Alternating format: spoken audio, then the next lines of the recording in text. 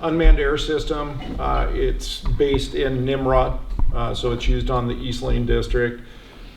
John and our supervision have been really flexible with me being able to go out during lightning storms.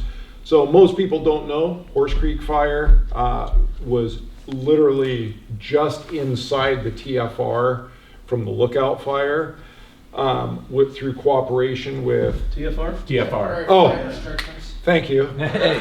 You'll have to call me. We're all good at it. I have the whole book memorized. But so when we have an established fire, temporary flight restrictions are put in place to protect our firefighting aircraft and secure that airspace. So even as a government employee, we can't go and break that. So it was actually really nice. I called Eugene, the aviation desk at Eugene Forest Service, and myself and the dispatcher literally coordinated where I could put the aircraft without interfering with them. 54 minutes after that lightning strike, we actually had a lat long through cooperation with myself and Lane County Sheriff's Office we located it with our aircraft.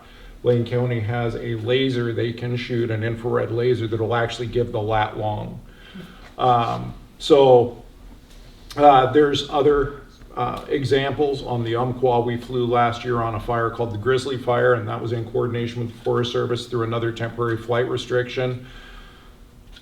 There's a lot of rules, but the pilots that actually the Forest Service and ODF train are actually licensed pilots through the FAA, plus they take additional training up to another 10 days of actual physical flight training with different platforms.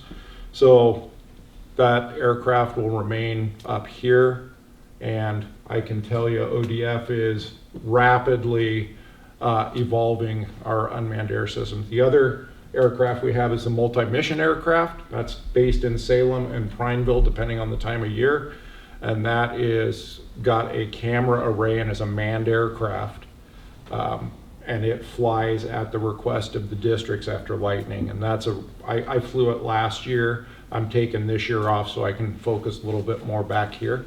But that has a pilot, an observer, and a camera operator in the back. And that feeds down an infrared image and a map overlay. So like everybody's saying about directions, you can actually see the fire, and then you actually get a map where the fire is with all the roads highlighted. So that's a real neat piece of equipment. And if you YouTube, you can just look up ODF MMA, and there's a great video out there that talks about that aircraft.